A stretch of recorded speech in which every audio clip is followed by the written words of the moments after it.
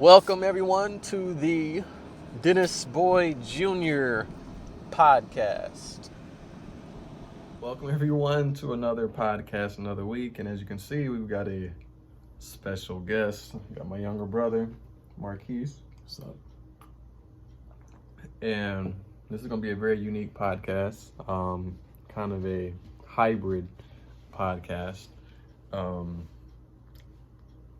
Because it's kind of a Meet the Peeps podcast, but since he's family, I don't know if I can really consider him a peep, but we'll just see how it goes. And this is going to be a relationship podcast. For those of you who don't know, my brother is an avid recording artist, and has been so for quite some time. Back to growing up in my pants years and years ago.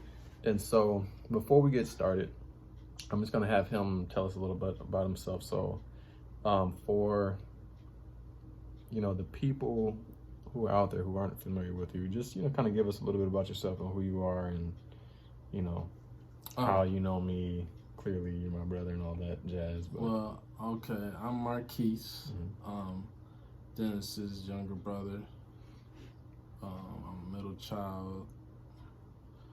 I'm Marquise, and my rap name, I go by Rainn. I do hip hop and R&B. That's my genre of music that I do, and that I've done hip hop in the past, but lately, I think I figured out my niche and what my real true genre is over the years. I think hip hop and R&B is more my lane. So, Marquise, for the people who are going to be listening to this on my podcast, like on SoundCloud, and the people who are going to be watching this on YouTube, how can they connect with you?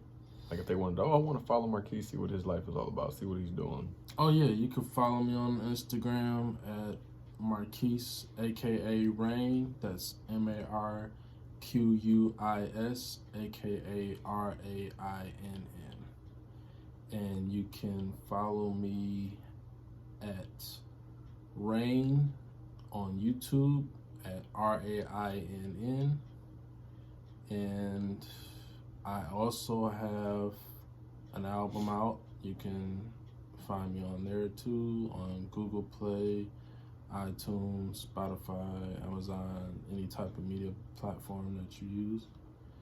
And I'm on Facebook at Rainn Davis, RAINNDAVIS, and that's all. That's the three platforms I use the most. Okay.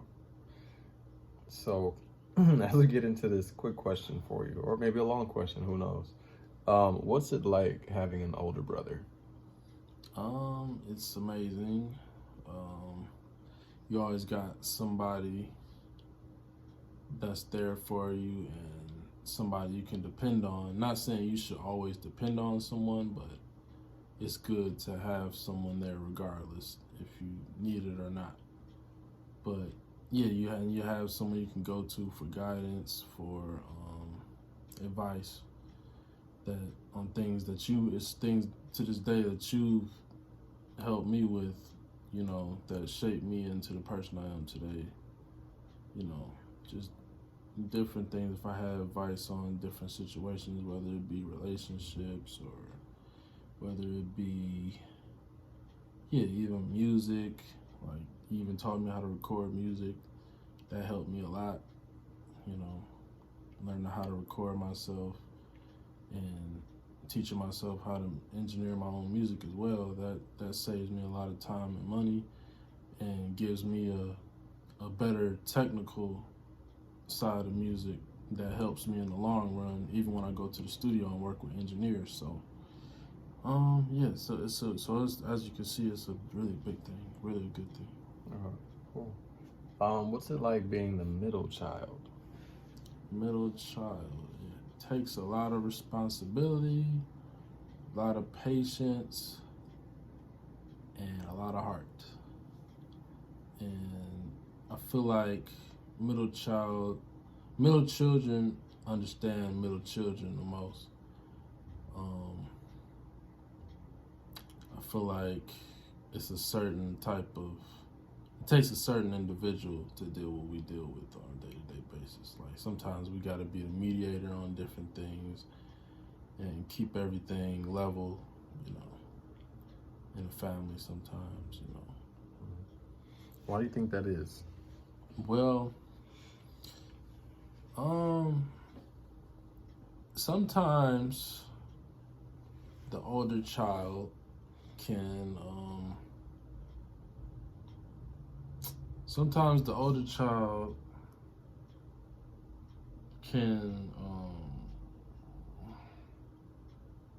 trying to think how I can put this.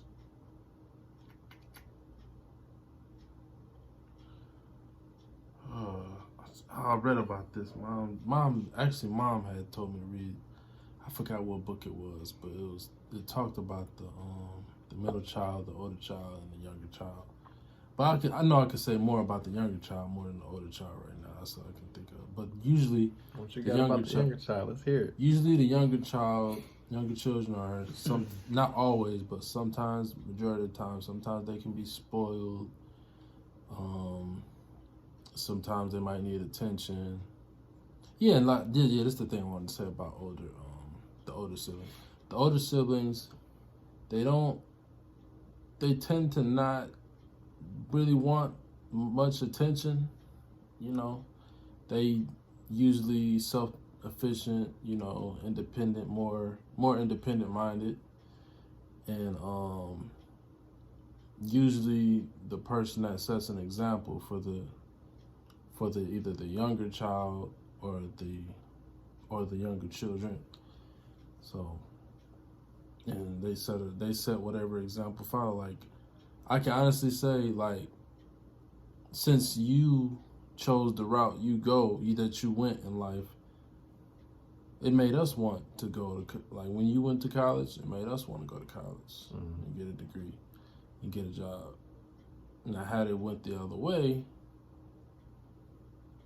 who knows? Like, we could have got sucked into something else totally different, you know. Like, say, hypothetically, I'm trying not to be negative about it, but it happens sometimes. Like, say, you happen to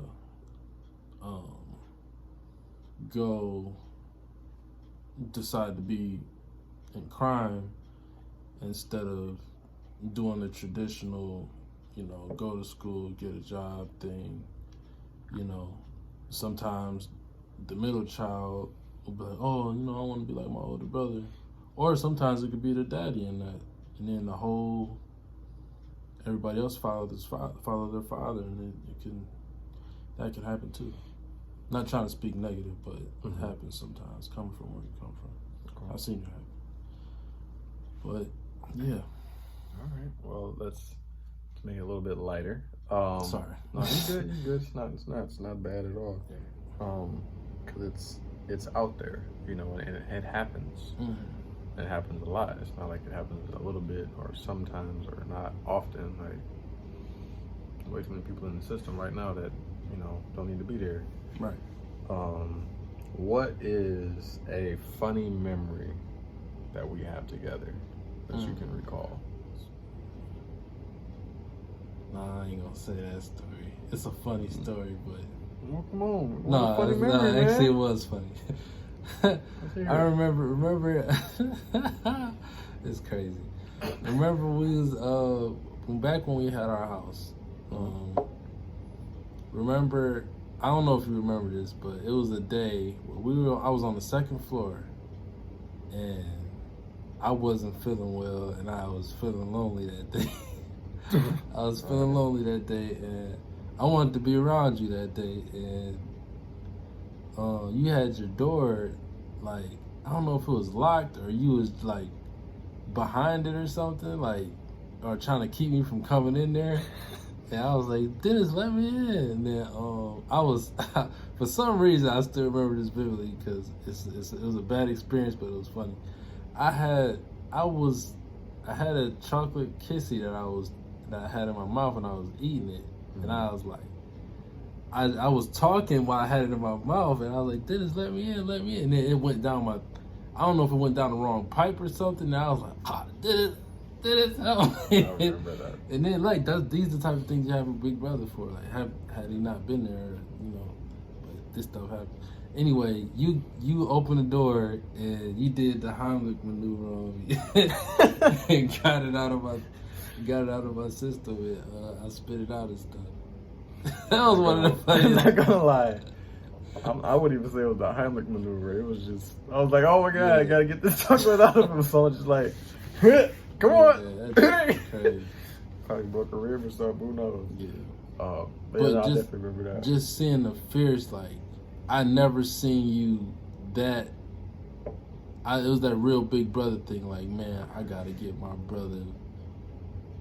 I gotta help my brother. Like, he's really something could really happen. I could tell you were shocked and you were worried what could possibly happen if you didn't do it. So that showed a lot of compassion. Absolutely, man. It was real young. I remember that day. And I was just afterwards, I was like, this kid, choking on Hershey's kids is like, who does that? Like, come on, it's a bad way to go, man. Come on, out here, you know, eating chocolate, about to kick the bucket. Like, come on, man. All right, so now you guys kind of got somewhat of a feel for me and little bro here. I'm gonna shift gears a little bit and kind of talk more about his passion and what he's interested, you know, what he does on a regular, everyday basis as it pertains to music. Why did you get into music? I got into music because, well, later on I found out that it was a way that I could express myself. At first I did it just because it was something to do and I was bored, but later on I found out that it was a way to express myself and help me deal with coming up and living in Detroit and just not just living in Detroit, but just growing pains in itself as a teenager and as a young person. You know, you go through things and you want to write about it. Some things you don't want to talk about, some things you want to just write about. And I found that as my outlet. You know, some people have poetry, some people have short stories. Mine was music. Some people had journals too, but yeah. What's up? Do you think that music is important for a person to grow?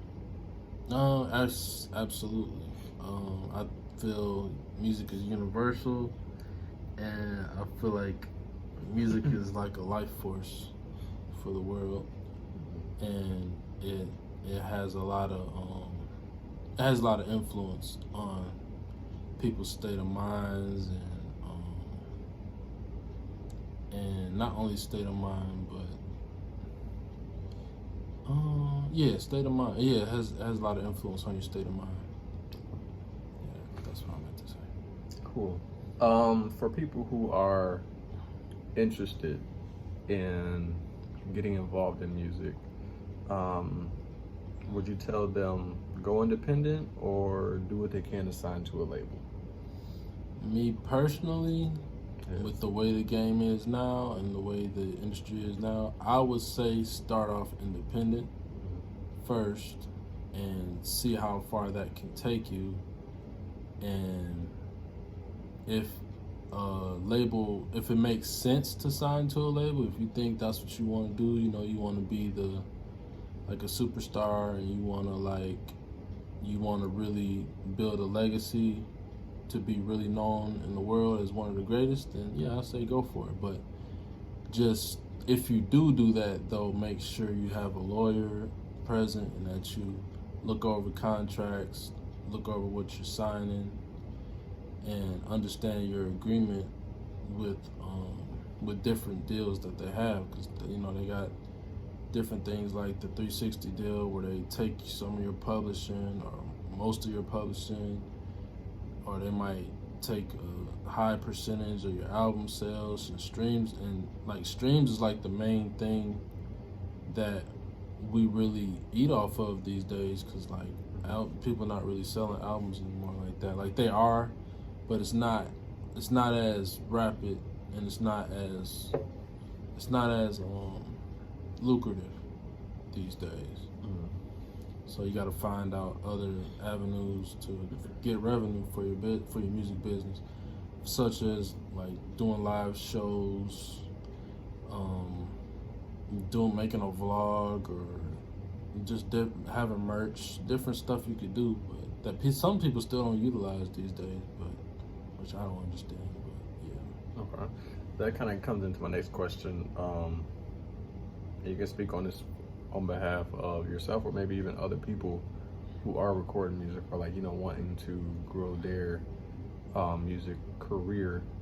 What's the biggest hurdle or mental block that you've had so far as an artist, that you see a lot of artists have? As far as making music, or as far as like marketing myself for my brand and stuff like that? Both.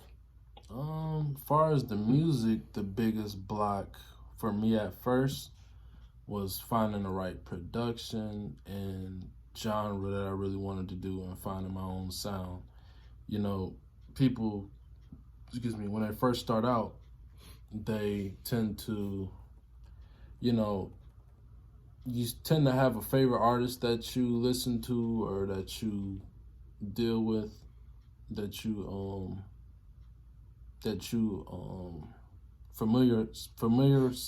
familiarize yourself with, that you really that you're drawn to, and you tend typically you take after that person style, and you want to mimic their style and make it part of yours, and just put your own spin on it, which is good at first, but I feel like after you do that, it's always good to find your own direction and just take it into your own lane though with it, instead of depending on a certain artist or a certain group of artists. Like, it's good to do at first when you're just finding yourself, but after that you gotta figure out, okay, what does this person don't do that I can do that complements my own thing? Do you think that that's because you mentioned that, I started thinking about how there's, you know, people make songs and you might have like one song and then you never hear from them again. Do you think that kind of plays in part in that, or is that them just, you know, really just not having any other creativity to make another song that's like a hit single? I feel like sometimes it's creativity, sometimes it's fear, and sometimes you just have writer's block, man. You have real, like I had real bad writer's block for the past couple months. Sometimes you get creative spurts out of nowhere. It depends on what type of individual you are, of course, but everybody's creative process is differently, you know. Everybody can't make like 500, 300 songs, you know. Some people only end up making 50 or 70, or it depends on what type of person you are and how much you really love it, and what type of person you are. Okay. Yeah. There's two things in there that I kind of want to dive into a little bit more. The first one being writer's block. How do you get through your writer's block? To get over my writer's block, I usually listen to some of my favorite albums and try to catch a vibe off of that, or I use a technique that one of my performance arts teachers taught me, which is to make a playlist of some of my favorite songs. And with those, like, you might have 20 songs that you really like, and then you find out what was it about these 20 songs that made you like it so much. It might have been the instrument, the way the instrument made you feel. It might have been the way the person sung a certain note, or it might have been the production on the beat. Maybe you really was feeling the beat on a certain record, or you really was feeling a certain rap a person said, or a certain melody a person might have sung. You really, you just tap into that, and eventually you'll find your own way just doing that. if you take it serious. That's the technique that helped shape my style over the years. I took his technique and worked with it. My teacher taught me. All right. Yeah. And then for the people who, let's say, have not unlocked their creative potential, or maybe they, not saying that they're a one-hit wonder, but like you said, they may not be able to pump out 500 songs or 1,000 songs, but the people who are very successful, they stay in the studio and they stay making music, and a lot of the music you don't hear. How important do you think it is for people to just create music, even if they don't put it out? And you know how I am, I always think people should put it out anyway. Yeah. And let the fans, tell you if it sucks or not. But how important is it for them to stay in that space of creativity and creating music? It's very, very important. Like, just with anything, everything is like a muscle. And music is like a muscle, the more you write, the better you get. If you don't write, you're not gonna get better. If you make beats, you're not gonna get better. You gotta have a strong work ethic. It's not for everybody. And if you want to be great, you got to put the hours in. Like, they say that to develop a skill, it takes 10,000 hours. So, yeah. And I agree with that concept, because I remember I didn't start out the best rapper or the best. I got to a point I even learned how to write R&B now. So I came a long, long way. And it took a long time. I thought I'd never be able to. I always wanted to learn how to write R&B, and I thought I never would learn how, but I finally learned. I taught myself how. Okay. Yep. And as a recording artist, who's someone that you would love to work with? Oh, that's a good one. Of course, the top of my head, definitely Ty Dolla $ign. That's my number one person I want to work with. What you want to do, like top 5 or? No, just anybody. So let's stick with that. Why Ty Dolla $ign? Ty Dolla $ign, I just think he's an incredible singer. He does great features. He's a really good collaboration artist. Not only is he a good collaboration artist, he still can make great songs on his own as well and make phenomenal projects. He makes his own beats. He makes his own songs. He writes his own records. And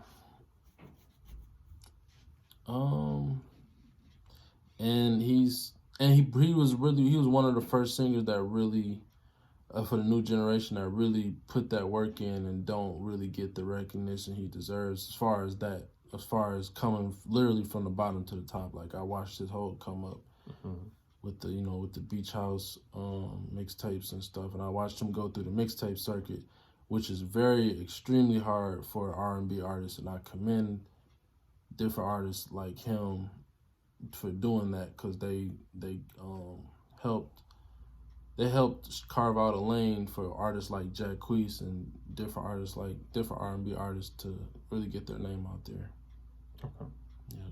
It used to be much easier for rappers, because that, like, a rapper dropping mixtape, that used to be the wave. But when you're R&B, it's totally different. You can't just take somebody's record and make a mixtape. Those or the R&B artists, you got to get your own beats and make your own records, make your own mixtape, make your own project, and it takes a lot more work. Mm-hmm. What about Trey Songz? He will hop on tracks and just do some things. Oh yeah, Trey Songz is dope. I'm saying, but does that work, or is it like, because it's R&B, people don't aren't really trying to do R&B on like rap beats or commercial beats? What you mean, like, as far as what? Like, because you said like it's harder for R&B artists to do like mixtapes and stuff. Oh yeah. Oh like, yeah. They can't pull a G unit and just. Yeah, right. That's what I meant. Yeah, like you can do it, but it's so many people already doing it. It's Okay. gonna be hard to stand out. Oh. We got artists like Jack Queese that drop mixtapes. He's another person that carved out a lane, just like Ty Dolla $ign did. But with him, he actually did mixtapes where he sung.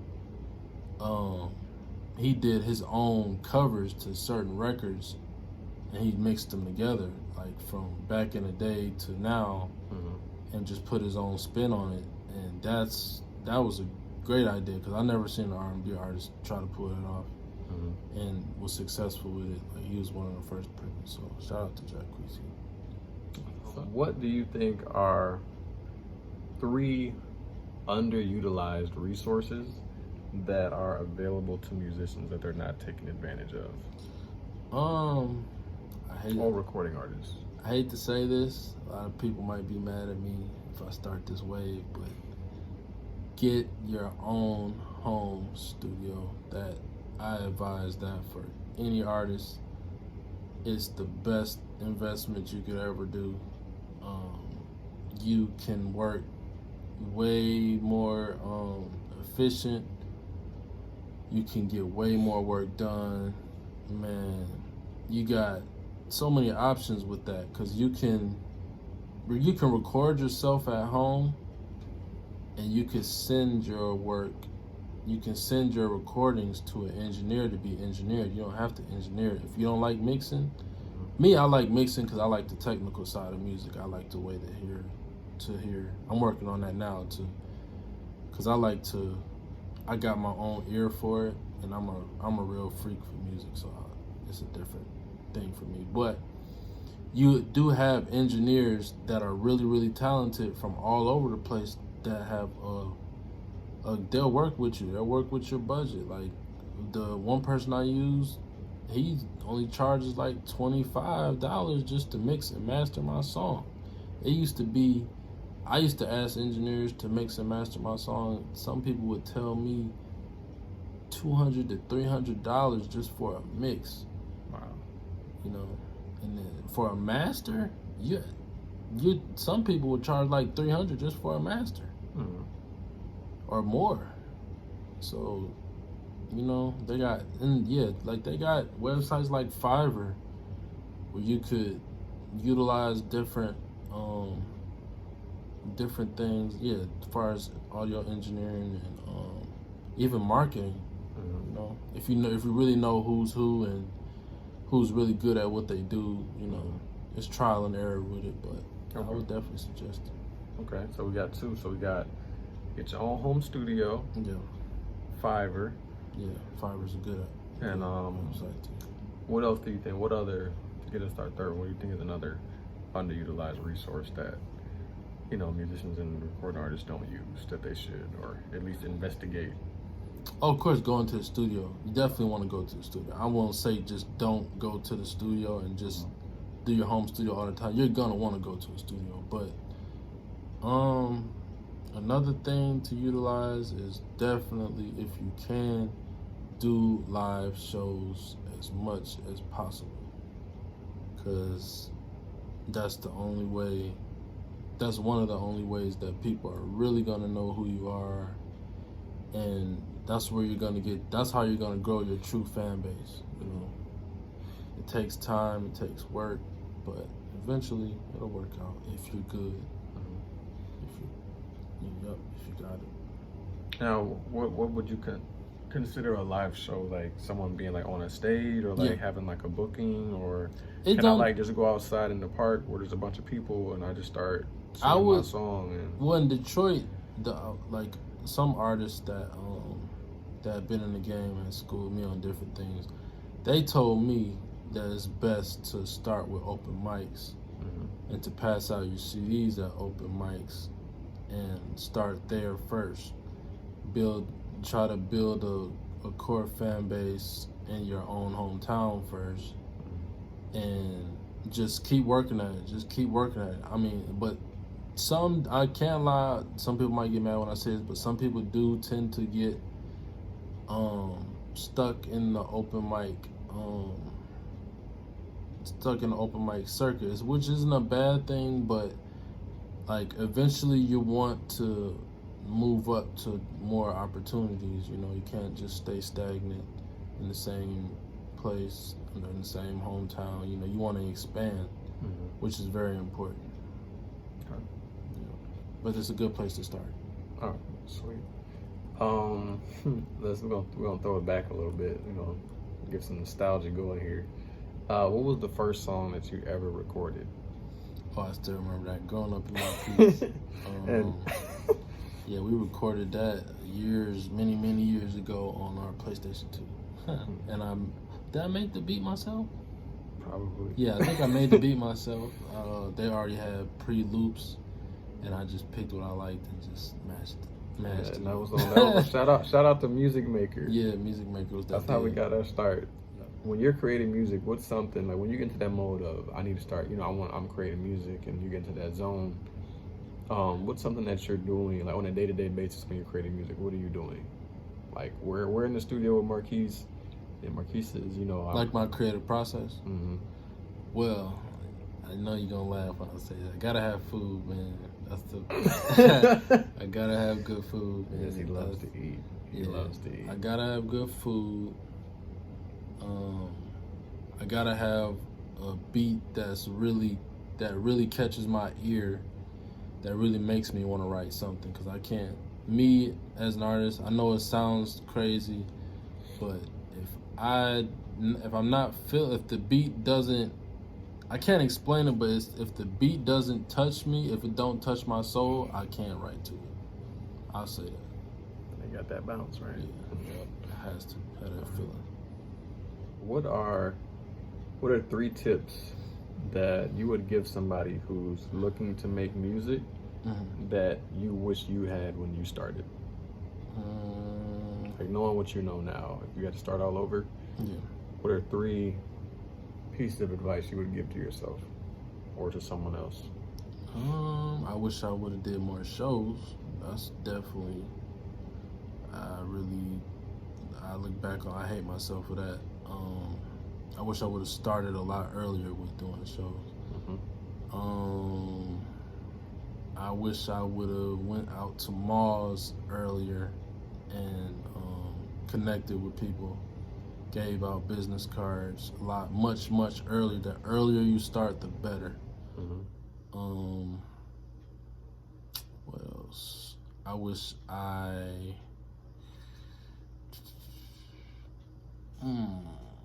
yeah, and I wish I would have kept trying to make, because I used to make beats when I was younger. I wish I would have kept at it and not stopped, because, you know, if you can make your own beats, you get a different type of product, and you have more control in your creative direction. Okay.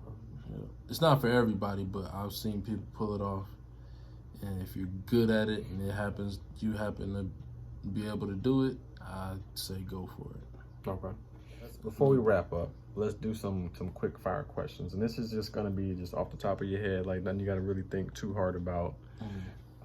Favorite song? Favorite song? That shouldn't be too hard. Now, when you say favorite song and just period? Yeah, just favorite song. It could be, you can favorite song of a genre, just quick fire. It's outside the box, but Fuel Falls on Me is my favorite song. Okay. Who's that by? Fuel. It's a rock band. Oh, okay. Fuel. Oh, okay. So what's the name? So it's by Fuel. What's the song? Falls on Me. Falls on Me. Yeah. Okay. What's something that you use every day? Something that I use every day. As far as what? Just anything. Something that every day you use it every single day. Oh, music. Music. Okay. All right. Yeah. What's the last book you read? The last book I read was the book that you bought me from Gary V. And I forgot, what was it called again? Do you know? Probably it's not the. It wasn't Crushing It. It was something. It was another Thank You one. Economy. Huh? Thank You Economy. Yeah, I think it was that one. The one with the black and green. Yeah, it was that one. And right before that. Oh, was it his first one? Was it Crush It? Was it Crush It? Yeah, it was Crush It. I don't think it was Crush It though. Yeah, it's Crush It. Yeah, it was Crush It. It was Crush It. And Cash in on your passion. Yeah, cashing in on your passion. That's what it was. Yeah, so it was Crushing It. Yeah. Okay. No, Crush It. Crush It. Yeah, I don't know why I keep saying. You got a couple different ways of different books. Gotcha. Crush It, Crushing It. You got a couple of them out there. And before that it was the Way of the Superior Man. That was a book that Lauren London suggested Nipsey read, and it changed my life, man. It made me look at everything in a total different way. Like it gave me a whole new perspective on life and itself. Okay. What's up, Chris? Hey, what's up? Chilling. You said, what was the name of it? It's called The Way of the Superior Man. Okay. Yeah. Way of the Superior. Who wrote that?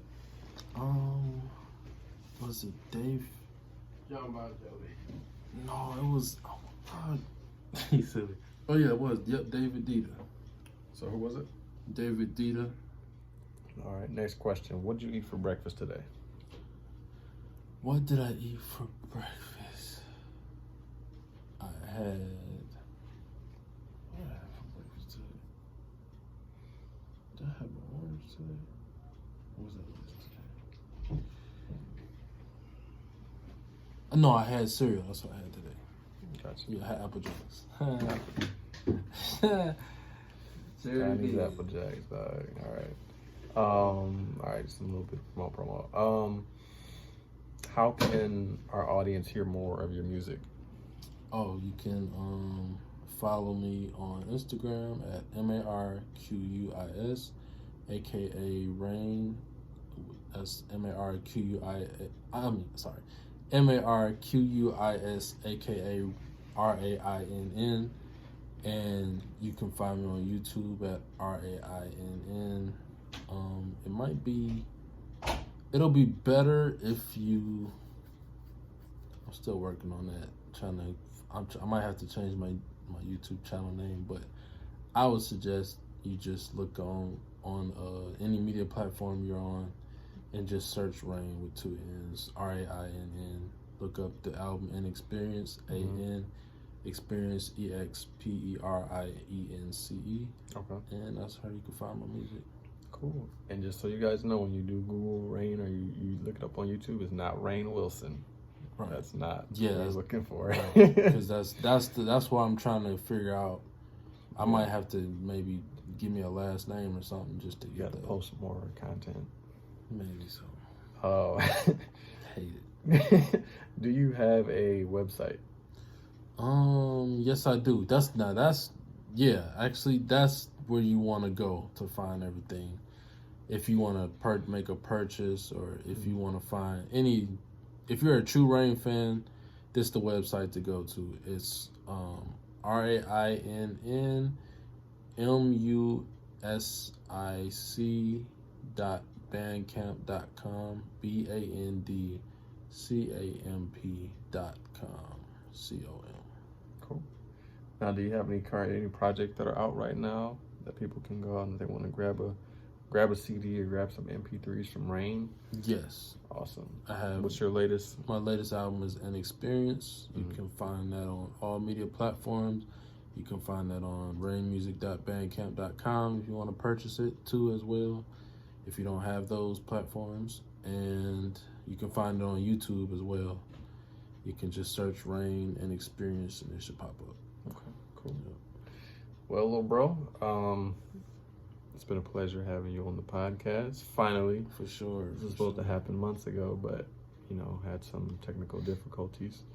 But glad that you were able to share some experiences, some memories, and some great information for up and coming recording artists. Definitely. Especially in the